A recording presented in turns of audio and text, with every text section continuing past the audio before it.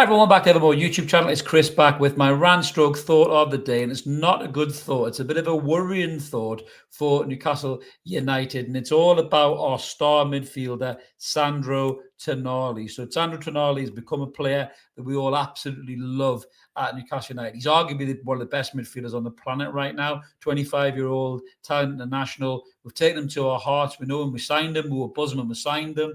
And obviously, the ban happened, and then we've almost kind of grown to love him even more, and he's grown to love us as a fan base. But there's some quite concerning comments after the game against Athletic Club in the Champions League, which we'll get stuck into in a second. Before I do, if this is the kind of thing you guys like, smash subscribe, help get us to the next milestone. We're close to 12,000 subscriber mark. I've got a great prize for you at 12,000. Anyone can be in it to win it.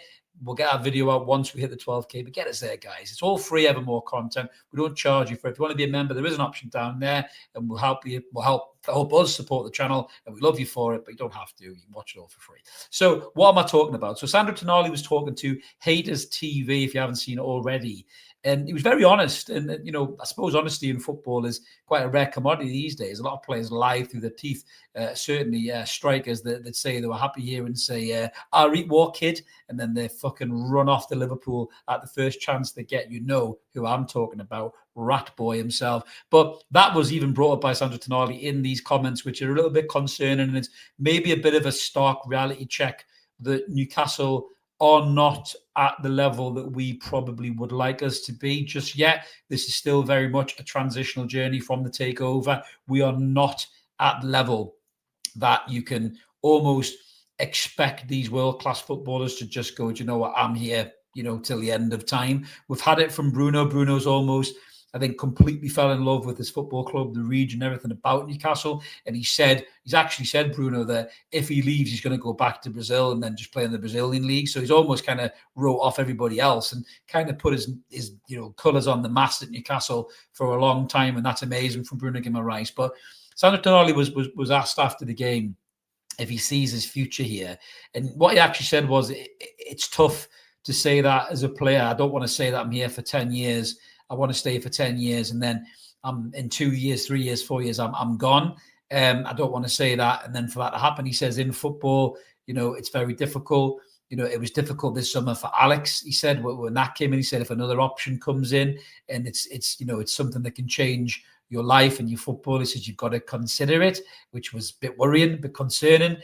We know he's had that extension in his contract, and I think he's here till 2029. He's contracted to, with the option of another year. We did say he's happy here at the moment. He doesn't think about any other clubs, but he didn't want to commit to saying that he's going to stay here for the long term. Now, there's two ways to look at this. Sandro Tonali is probably just being very honest and saying, as a footballer, you can never say, I'm going to be here forever, because that's not how football works. And he knows that's not how football works. On the other side, you could be a bit worried about it, a bit dramatic about it, because it maybe just gives those what you would call bigger clubs in Newcastle. And I'm sorry, they are bigger clubs than we are. Even Liverpool, as rancid as I felt they behaved over the summer, certainly their supporters did. They are a bigger football club than us. They win more trophies. They're higher up on the global stage of football clubs. They're more of an elite football club than we are. We want to be up at those levels. And that's why Alexander Isak, his head was massively turned by Liverpool. Make no mistake about it.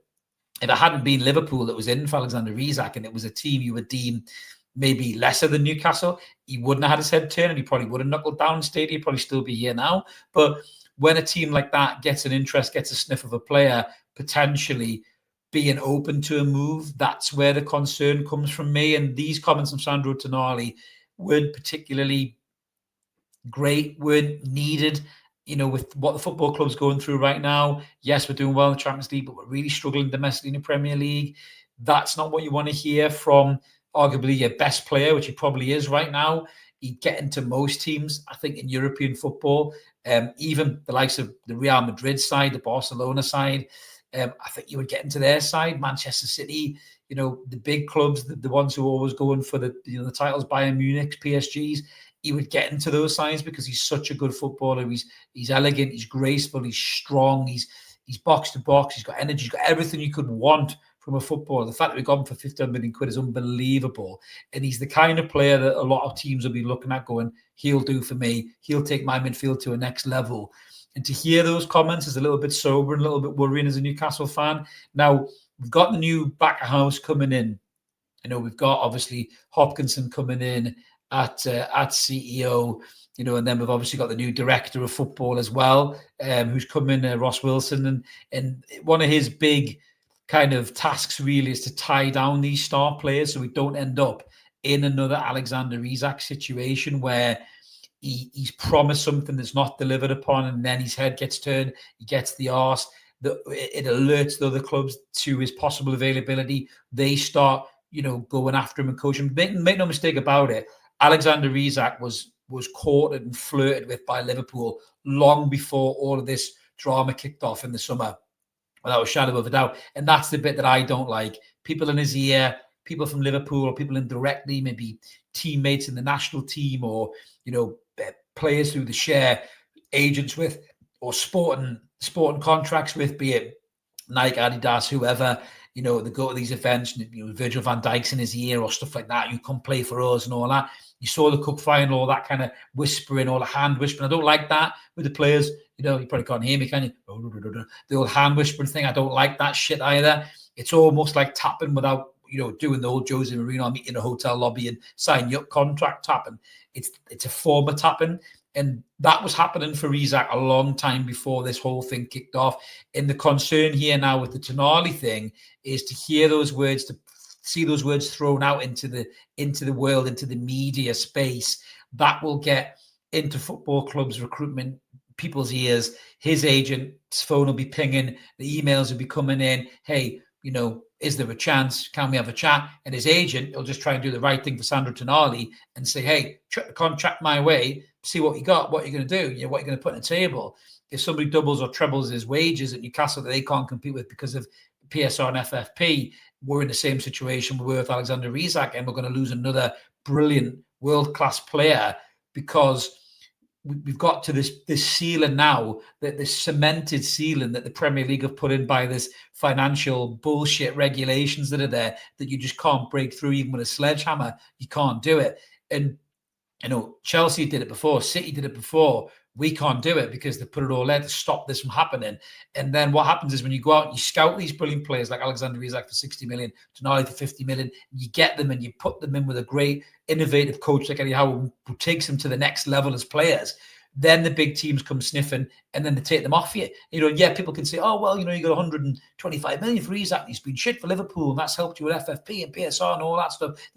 Yeah, okay, that one's maybe a bad example because Isak hasn't hit the ground running because of his own, stupid planning and mentality with his whole pre-season in the summer. Liverpool might not even get anything out of that lad until next season potentially, where he might come back and be absolutely brilliant. The Isak we all remember, but that's on Isak being a fucking idiot with it, and that was his fault and his agent's fault and Liverpool's fault as well. But the thing with Sandro Tonali concerns me is I think teams will hear that, and I think people will come testing us for him in the summer. If that's not kind of squashed out or dealt with potentially by a new deal, and if I'm Ross Wilson, and I'm going to Hopkinson saying, fuck me, we need to get this lad a new deal right now. We need to sort this out, get him his wages, get it locked in, and then go out there, big picture of Sandro shaking Eddie Howe's hand, new contract extension, all that shit, and throw those teams away. Because if I'm a Real Madrid or a Bayern Munich or a Barcelona or a Man City or Chelsea or whatever, I'm seeing those comments going, there may be a chance there. And it is concerning, but it's also disappointing that Sandro did them in the interview at this particular time that the club's in, and I don't think he meant any malice by it. He doesn't seem like that kind of a kid. He seems like a great guy. He loves the fans, the support that he's had from the fans and anyhow and everything else because of everything that went on. But they weren't really needed, and I'm a bit disappointed that they slipped out. I don't know whether there's a hidden frustration with Sandro Tonali that Newcastle on up at the levels, that we maybe want to aspire to be. We've just lost Alexander Isak, who is a world-class player. Yes, he's shit at the moment, and we're all laughing about it, but Sandro Tonali would have seen him as a world-class player and said, well, they've lost him. They didn't give him what he wanted, even though they promised it. And I'm playing some of the best football I've ever played. And all these teams are saying I'm the best midfielder in the Premier League. Paul Scholes is saying I'm the best midfielder in the Premier League. Maybe I just throw a little subtle line out there that, not saying that I will leave, but saying that if it came up as an opportunity, I'd have to explore it, and that's the kind of thing that concerns me a little bit about it. But let me know in the comments below what you guys think about the Sandro Tonali thing. Are you worried, concerned? Are you disappointed that he said it as well? Or do you understand why a world-class player, arguably the second best number 6 in the world, if you hold Rodri up there as the staple of it, are you understanding that he's maybe frustrated that Newcastle sitting 13th and he's not really seeing the investment in the squad? Yes, we've signed well this summer with Nick Baldemada and Malik Chow, but we've struggled a lot. Big targets gone, didn't sign them. There's no new training ground. The new stadium's gone quiet. Is Sandro Tonali and his people starting to wonder whether this project is going to the level that he thought it was going to go? And that's kind of what Isak was implementing as well. As much as, listen, he's a shithouse and I can't stand the bloke, and I hope he fails miserably at Liverpool, don't get me wrong. But, from his perspective, if he thought the club was going to have a new training ground, a new stadium, and he had his new big contract and all that stuff by now, and it hasn't happened, he was getting frustrated.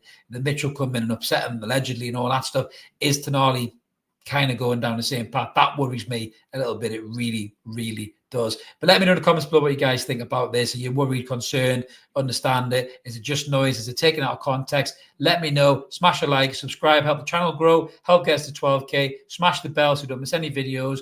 Loads of content coming over the next week. We've got the Brentford game to cover and everything else. So keep it evermore. Have a bell there. Please stay, Sandro. We love you. You know we do. And we'll see you later. Cheers.